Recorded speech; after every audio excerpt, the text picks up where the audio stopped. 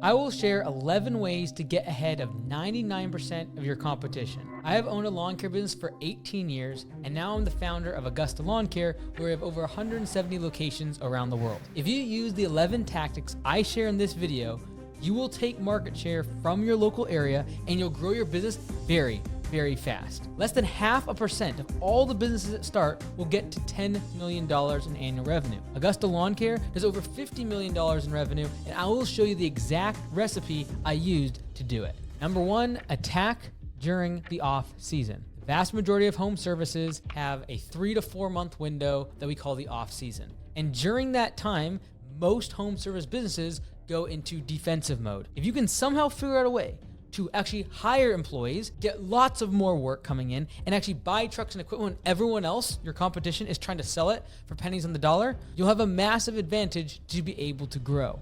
Now, how do you do that? How do you grow when everyone else is contracting? Create season-specific offers for season-specific services. And so if you are a landscaper and you do lawn care, for example, maybe you plow snow, maybe you install Christmas lights, maybe you trim bushes and other services that don't require the lawn to actually grow, or you'd be digging and doing drainage or irrigation, because those things might not be possible during the off season. Can I upsell my customer base that I already have in my database, or can I actually go on the offensive, run Facebook ads, run Google ads, do door hangers, and actually expand when none of my competition is even running ads? They're in defensive mode. They're on vacation for 2 or 3 weeks because it's in the middle of the off season and they don't have any jobs coming in. If you can expand and attack during the off season, you will win. Number 2 is you got to answer the phone. If you want to dominate your competition and you just did this one thing, the vast majority of us could build $1 million business. Here's what's crazy. Angie and Invoca recently came out with some new data, and they said that 80% of lawn care customers accepted the very first estimate that they got, meaning 80% of people simply accepted the first quote that they received in a text message, email, or even over the phone. So if I'm able to answer the phone, give pricing, and get the job accepted over the phone, I will close 80% of people that are looking for service. Recently, I was trying to order just 2 movers for a few hours to help with moving my apartment, and it took 2 days, 3 voice messages, a text message, and an email for me just to get a quote. And so the number one way to increase your close ratio and take more customers from being leads into actual paying customers is just get them the quote as fast as possible.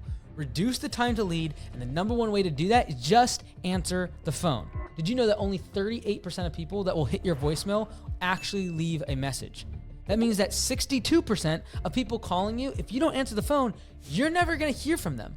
That essentially means that if you just answered every single phone call instead of letting it go to voicemail, you could double the size of your business. In fact, just to step away from home services for a moment, I own an Anytime Fitness gym, and I pay $1,000 per month for just 100 minutes of phone time for someone else to pick up the phone anytime we miss the phone. Because sometimes we're cleaning, we might only have 1 or 2 people in the gym or training, or someone's getting sold. And so if I miss a phone call, I want that phone picked up by somebody. And so there's an outsourced party that will pick up that phone, and I'm paying $10 per minute. Like, that's insanity. That's $600 an hour. The reason I'm willing to pay $1,000 per month for just 100 minutes of someone else answering my phone is because that could potentially be 15, 20, 30 missed phone calls, and that could potentially lead to 5, 10, 15 new members at the gym, which could lead to $10, $15, $20,000 easily that I could be making from that customer. Even if you answer every single phone call for 40 hours of the week, there's 75% of the time where customers still are gonna hit voicemail. And during that time, only 38% of people are gonna leave a voice message. Answer the phone and you'll set yourself apart from the vast majority of home service businesses. That leads me to the third thing that you can do to separate yourself from 99% of the competition, and that is give prices online. Now, if you're only getting a couple leads a day, being in person is probably the best if you have good skills in terms of sales. But if you're getting 10, 20, 30 leads a day, being in person might not be the best thing for the business. The bottom line is this: I want to be able to make it easy for people to give me money. The reason I love to do instant pricing on my website is because it costs me exactly $0 in terms of admin. I don't have to have someone answer the phone. I don't have to have someone go drive by and go to the customer's property, and I don't have to pay for an estimator to go actually talk to the customer. Did you know that on a contact form, as soon as you ask for someone's address, about 30% of people drop off? However, with instant pricing, because they know they're gonna get a quote, it kind of makes sense to them that they need to give their address. And that drop-off rate goes down to 3.5%. There's one time I spoke to a very high net worth individual, and this person could care less about the price. They were very price insensitive, but they were looking for someone to come clean their house. The pain of having to leave the office for 30 minutes, go and meet the estimator to just walk through their house and get a quote, costs them more in that 30 minutes of lost productivity than the entire year worth of cleaning their house from the janitorial service. So the person that values their time doesn't want to meet 5 contractors. They don't want to be playing phone tag with a bunch of other vendors. And so how do you set yourself apart is make it easy for them to give you money. Have a form, give your prices, have them accept, and better yet, get their credit card on file. And I know what some people say. They say, well, my competition's going to see my prices. All right, let's play that out though. If your prices are lower than them, that means they're probably going to raise their prices. Let's assume that. Well, good, because now no one's going to leave your service over someone else being cheaper than you. Cool. Now, what if they're higher than me? Well, then maybe they'll lower them because they're afraid that you're going to take market share. Them just knowing your prices does them absolutely no good. As long as you have a great website, you have a great brand, trucks, equipment, employees that are professional, uniforms, and a value proposition to that customer, they're not going to leave over a few dollars. And if they do, because your competition comes along and offers them a better price, you don't want them anyways. I recently saw in a Facebook group someone bashing me about this instant pricing thing and saying that what they did is they came behind their competitors and simply went to their door hangers that had the instant pricing on there, and they just looked at it and offered the customer a lower price. If someone is small enough, their business is small enough to do that, they are not a threat to you. Because the biggest businesses in the world give their pricing online very openly because they realize that pricing is not a competitive advantage. They realize that the value proposition to their customer is the thing that no one else can replicate. And so if your competition is copying your pricing, if they're following after what you're doing because you give your prices online or directly on an instant quote door hanger, fantastic. You are ahead of all of them. And if you're copying someone else's pricing, if you're copying someone else's systems, you are inherently following their behavior and they are leading the pack. So give your prices online and make it easy for people to give you money. The best customers to give you money. The fourth thing you can do to separate yourself from 99% of the competition is don't guesstimate. Use budgeted hours. If you have budgeted hours, in other words, the number of hours you believe the job should take, then I can track my efficiency score by comparing what my budget hours to the actual clocked hours are after the job is completed. You are flying blind if you do not know this metric. What we call the efficiency score is your budgeted hours divided by your clocked hours, which means if there's 8 budget hours on a job and it takes me 10 hours from 7 a.m. till 5 p.m., that would be 8 budget hours divided by 10 clocked hours. That's 0.8 or 80% efficiency score. By tracking this number, I'm able to know which of my employees are the most efficient. I'm able to know if my estimating is accurate or not. I'm not guessing as to whether or not I'm going to lose my shirt or whether or not I'm going to make a bunch of money on a project because I know that I'm accurate on my budgeted hours. I'm also going to have a very educated stance as to which customers I need to raise prices on, which projects and services I always go way over time on, or it's all over the place and I might actually consider cutting that service so I can have more accurate estimating and more predictable profits. If you don't measure estimated or budgeted hours versus actual hours, you are guessing. And guessing is a poor strategy for success. Number 5 is make more and pay more. If you can get your direct labor cost under 30%, many times that is a golden benchmark that I see for home services to be able to make a lot of money. Now, direct labor is the amount of wages that you have to spend for people to actually do the work in the field. Cost of goods sold, COGS. So that's make more. What about pay more? Pay more is if I can have better wages than my competition, I'll be able to attract the best talent. I want to be able to pay my employees 30% more than my competition. So if they're paying $20 per hour, I want to be able to give my employees at least $26 per hour or 30% more than my competition. So how are you going to do that? How are you going to make more and have very low cost of goods sold in terms of direct labor and also pay more to your employees? How is that possible? I'm going to pay my employees based upon their performance. I'm going to pay them based on how many budgeted hours they complete. Everyone is simply paying employees based on clocked hours, when clocked hours don't make you money. What makes you money is completing budgeted hours, actually completing the work. And so I'm going to pay my employees based upon that because like Charlie Munger says, you show me the incentive, I will show you the outcome. They get more money if they just simply do more work. All of a sudden, more work gets done. more efficiently. And by doing that, I'm able to pay them more. And if I can pay my employees 30% more than the competition, everyone else in your local market will start to hear. They're talking to each other, your frontline team members, along with all your competition. And if they're telling them, oh, I'm making $26, $27, $28 an hour, and the competition's making 20, and they're sick and tired of working with low performers that simply are sapping the clock, guess where they'll be applying next time they're looking for a job. Now, if you want a full course on pay for performance, go to mikeandes.com/P4P. It's totally free. The sixth thing that you can do to separate yourself from 99% of the competition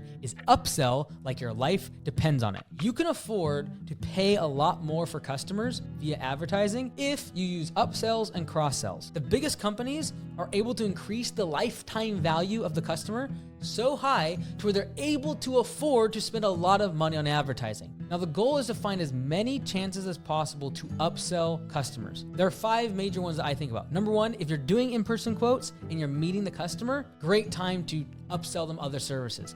You're at their property. You can see all the other problems that they might have that you could solve. Another way you could upsell them is during the checkout or estimate acceptance process. So if you sent them a quote via text or email and they open up their customer portal, on the estimate itself, you can pitch them other services. You can upsell them into better versions of what they're getting or adjacent services that are very close to what you're currently offering them. Now, another way you can upsell customers is after the job is completed. As you're doing the walkthrough, you're going to be looking out for other areas you could also solve more of their problems and do other services for them and upsell them and increase the lifetime value of the customer. Another way you can upsell them is when they're really happy with your service. If someone's happy enough to leave you a positive survey and take the time to do that, or leave you a positive review online so their friends and family can see that, this is an excellent time to activate them into other services and other products that you can sell them. Now, another time that you can upsell customers is milestones. And you can make up these and have excuses for all sorts of different milestones. For example, it's their birthday. Great. You can upsell them into a different service. You have now unlocked this new service. Years that they've been a customer. You've been with us for a customer for 4 years. Fantastic. Here's this other service that we're now offering to just you. Completed 10 services to you. So if they do some sort of recurring maintenance or recurring package, after 10 services, that's a milestone. Great, I can upsell them into something else. These are all milestones that you can tap into and offer an additional service to upsell the customer. What's crazy is this. Inside of Copilot CRM, there's a feature that helps with upsells. Basically, from the mobile app, the technician can simply tap on a button and upsell the customer a different service. So if they see a need on the property, it's a couple clicks away. 29% increase in revenue just by turning that feature on when we looked across the system. Which means if the business was just thinking about how do we upsell and increase the value of our customers when we're on their property, we want to be looking for other problems that we can solve. Just by them thinking about and turning the feature on, it increased revenue on average by more than 29%. Now, just toggling something on inside your settings is not going to increase your revenue. But what it proves to me is that the companies that are thinking about increasing and expanding the amount of value that they give to customers and then being able to charge them more because they are constantly selling them more services and upselling them, those are the businesses that are going to win. Now, if you go to mikeandes.com/workshop, I actually outline 11 ways that you can upsell customers. This includes bundling services, giving priority support, and even offering lifetime warranties. Think of it like insurance. There's 11 ways that you can upsell customers. It's all in that free course. Go to mikeandes.com/workshop. The 7th way to separate yourself from 99% of the competition is don't get fancy. It's amazing to me how people will be spending tens of thousands of dollars every year on Google ads and Facebook ads and Thumbtack and Andes when they don't even have the review base that if customers would go search their name online, they'd be able to see other customers that had a good experience and be able to have validation to make a purchase. You would unleash a massive amount of demand for your services. On Facebook, on Google, get reviews. Hound customers once you've done a service for them and they're happy, ask them for a review. Incentivize them to give you a review. Make sure that you have automations via text and email that are going to the customer asking for reviews on a consistent basis. One strategy we've used to get a lot of Google reviews and keep out people that might have negative sentiment is simply making an email that says, was your service satisfactory? And if you click yes, then it's going to go directly to Google. If you click no, it's going to go take them to a form where they can fill out what information or feedback they have, and we can collect that internally without them publicly airing out dirty laundry. Now, what we've also found is that people are much more inclined to give a review if you tell them that you're incentivizing the crew that was on their job site. So if they did a job and the customer's happy. I want to tell that customer, I'm going to give my crew $50 if you just leave a review for that service. The vast majority of customers, if they had a good experience, want the crew to get the bonus, so they leave the online review. You'll increase the amount of reviews dramatically. Another thing the vast majority of people don't do is just follow up on estimates. Once you send an estimate to a customer, if it's marked pending and you just never hear back from them again, that is wasted money. You spent time, energy, and money to get that quote to them, that proposal, that design, and we need to follow up with them. Text messages, emails, those are great, but also pick up the phone and call them. But when you call them, it's not enough to say, hey, I'm just calling to follow up. I'm just calling to check in, just seeing if you got the quote. Those are weak reasons to call a customer. One reason you could call them to follow up is giving them the last spot available on a route. Let them know, hey, we got one spot available. Give that scarcity and close the deal. You could also call them back and offer a specific day that your crew is available. Hey, Mr. Jones, we're booked out 6 weeks, but next Thursday, we had a spot came available. Another reason to follow up with customers is it's your crew's favorite service. They really enjoy installing those paver patios. We'd love to get it on the schedule for them. You could also call customers with a follow-up and give them the reason that, hey, we want before and after pictures. We want before and after pictures for that service on our social media, on our website, and so we'd love to get that service on the schedule. You could simply tell them the route and the schedule's filling up and that you want to get them prioritized, and in order to do that, we've got to get you on the schedule today. Another reason that you could give them a follow-up phone call is that you're offering a limited time promotion or a freebie. Hey, Mr. Jones, if you accept today for your mowing service, we're actually throwing in the very first core aeration for free. This is, again, a limited time. If you accept today, I'm going to give you a freebie, a promotion, one time. Now, for the smaller operators out there where you're doing all the work yourself, follow-up phone calls are killer. Why? Because if you went in person to meet the customer and talk with them and build the rapport, and then you follow up with a phone call, just offer to the customer that you will come do the job yourself. Now, when I was a solo operator and I was doing the work out in the field, I never told the customer that I was the owner. I just told them that I was the estimator. That way, if they ever had questions about price, I didn't have to get in a negotiation with them. But what also that really helped with, it was with estimate follow-up phone calls. Because when I called the customer, I could simply say to them, hey, Mr. Jones, I know it was really important for you to get this project completed before your daughter's prom party next week. I'm going to do this job myself. So next Tuesday, give me a call back. I want to get this job on the schedule. I'm going to go ahead and slot you in. I'm going to save your spot, but I'm going to go ahead and do the job myself because I really want to serve you well. That's the type of thing that as a solo operator, you can fill your schedule with simply promising the customer you will do it yourself. And you're like, I kind of do all the jobs myself. That's fine. They think you're the estimator. So sell the fact that you're doing the job because you've already built that rapport and that relationship with them. The eighth thing that you can do to separate yourself from 99% of the competition is crush overhead. For me, back in the day when I first started Augusta Lawn Care, we would lose between $70,000 and $100,000 of cash in the bank simply because I had too much overhead. I had people on salary, I had insurance, I had rent, I had equipment debt, I had salaried overhead wages of people in the office and salespeople. These are fixed expenses. A fixed expense is simply if next month you had half as much revenue, you'd be paying the same amount for them. Like your insurance doesn't go down next month because you sell less jobs. Your rent doesn't go down at your shop space because you get less jobs. Your equipment debt and the loans and the payments that you have doesn't go down every single month. That payment doesn't go down simply because revenue drops. That is a fixed expense, also known as overhead. And overhead can crush many home service businesses, specifically during the off season when revenue does drop down and all of a sudden you're actually losing money every single month.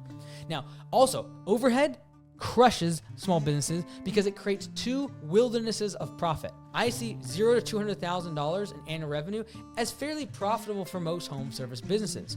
Why? Because the owner's actually doing the physical labor themselves. They're generating revenue. But once you get at 1 or 2 or 3 or 4 employees and you pass $200,000, between $200,000 and $500,000 in annual revenue, you don't see a lot more profit because now you're an overhead expense to the business. You're not generating revenue. You're doing sales estimates. You're answering the phone. You're doing emails. You're doing follow-ups. And you're not actually generating revenue. And so what happens is your profit margins drop.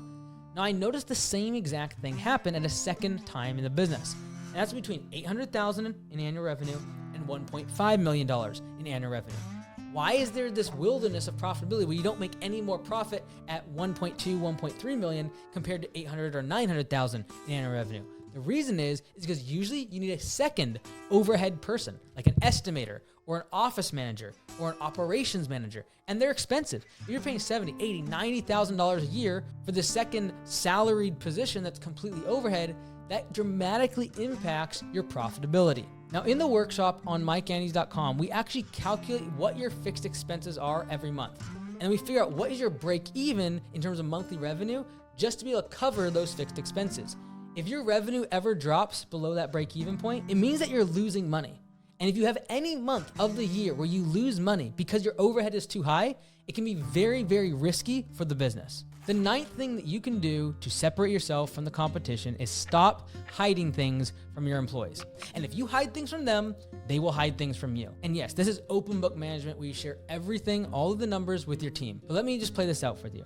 This is what really changed my mindset on open book management. Would you work harder for someone that you trusted? If you had a boss and you trusted them, would you work harder for them versus someone who you did not trust? I think the vast majority of us would say, if I was working for someone that I trusted, I would probably work harder for them. Now let's play it back. How do you ensure that people don't trust you? You hide things from them. How would I make them trust me the most? How would I actually get them to trust me? You'd show them everything. And so if you want trust and you want them to work harder because they trust you, show them everything. Don't hide stuff. Open up your books. Let them see how much revenue you make per hour. Let them see the actual invoices and the estimates and understand efficiency scores and understand what the team is making in terms of pay for performance. And this is how you create a culture of trust and a culture of hard work, simply because no one is hiding things from anyone else. And the reason that so many small business owners think, why in the world can't my employees just work as hard as me? They're not as efficient, and I can do 15 yards in a day and they only can do 10. The reason that we think that, the reason is because you are an owner. And if you want your employees to think like owners, they need two things. They need the information of an owner, and they need to be compensated like an owner. The compensation part is pay for performance. The harder they work, the more money they make. But the other part is what many people will neglect, and that is the information that you have. You know all the numbers. You know the pricing. You know the profitability. Share that information with your crew, and all of a sudden, they'll begin to work harder just like you. The 10th way to separate yourself from the competition is don't make purchases with your ego. I remember at our shop space when I first got started, I would have as many trucks and trailers all parked out next to the road, and a lot of them I wasn't even using. But I knew that if I parked them all out there, people would think that we were growing, people would think that I'm successful. When in reality, at the same time, I was hardly making much profit, and it was very tight in terms of the bank balance. The true measure of success is your profit margins, your bank balance, and efficiency. The problem with this is that these are not public measures that you can brag about or share with other people very easily. In order to validate ourselves and appear successful, we usually just look at numbers of trucks and employees. And so we buy more trucks and we hire more people in order to look good in front of other people. And we do that to prove something to others, many of whom doubted us in the past. In my opinion, you should not buy a truck unless it will be used at least 4 days a week. And so if you're gonna use a piece of equipment once a month, like an excavator, if you're gonna use a truck for maybe 1 or 2 times a month or 1 time a week, it's not worth keeping it. Go ahead and rent it until you're using it almost every single day. And you might be breaking down the cost of renting versus buying and like, it doesn't make sense. If I just use it once or twice a month, it actually breaks even on the expense of the loan payment. Yeah, but what you're not taking into account is that you gotta insure it. You gotta maintain it now, because if it breaks, you gotta fix it. And then you've also got to store the thing. And so I've seen people that are spending thousands of dollars every month on storage at their shop space on a whole bunch of equipment that they use maybe 1 to 2 times a month. When if they just rented it all, they could actually have no shop space whatsoever. This is what's called asset utilization. In other words, what percentage of the week are you actually utilizing the assets, the trucks and equipment that you've purchased? And if you're way above capacity, like you have 10 trucks when you can really use just 4 or 5 and get all the work done, I encourage you to sell those trucks. Sell the equipment. You want to get rid of all of that extra overhead, all those things that cost to maintain, insure, and store, and by doing that, reduce those fixed expenses to where you can actually make a profit. Buy more trucks and buy more equipment when you need them. Don't make purchases because of your ego. The 11th thing you can do to separate yourself from 99% of the competition is put in the reps. And yes, this seems basic, but reps beget skills, and skills beget success. The only thing separating you from where you're at today and where you want to be is skills. And in order to gain those skills, you will have to put in the reps. Now, when it comes to finding talent, I've always looked at it like this. 101 is culture. 201 is experience. 301 is been there, done that. In other words, entry level, as long as someone has a cultural fit, that's like table stakes. You gotta have a good cultural fit, gotta have a good person you can trust, etc. Great, they can work for me. That's 101. Now you're gonna have to pay a little bit more though if you want to have someone who has experience in the industry. They have skills. They've already been inside this industry, have experience. That's 201. Now you're gonna have to pay a lot for someone that's 301. Been there, done that. The problems that you have in the business, they've already solved. They've done it themselves in the past. Now, if you can't afford to pay someone to acquire talent at that 301 level, that's already done the problems, they've already solved the problems that you have now, you will need to train your team religiously. This is the reps part. They need reps so that they can gain skills as well. Recently at Augusta Lawn Care, I created a model for how to make video training, because if you don't have good training videos, you don't have good systems for just training your team, they'll never gain those skills. Here are the 10 steps of how to have a great training video. First, design. Have a good slide deck. Really simple. Set up a video camera and software like Loom to be able to quickly go ahead and record your video training. And then when we actually start the video training, have an agenda. Why should people even listen to this video training? Then your problem, then the solution, then give details of that solution, then give examples or a demonstration or a model or a case study, and then give them FAQs, frequently asked questions. These are the things that they would potentially already think about in their mind as to why this will not work. Disarm them by just addressing what those problems are and what their frequently asked questions are right in the presentation. And then number 9, give them the next steps. Like, based upon what we have said here, here's how behavior needs to change. And then lastly, number 10, for video training, you got to organize it. Whether you're putting it in YouTube or Google Drive or some sort of software system or in a folder, you've got to organize that video training. Why is this important? Why is it important to make video training? Why is it important to have a system like this to create video training? Because I need my team to have skills. And in order to get those skills, I'll have to put in reps on training for them to be able to gain those skills. And those skills is what begets success. Because the only thing that's separating you from where you're at today and where you want to be is skills.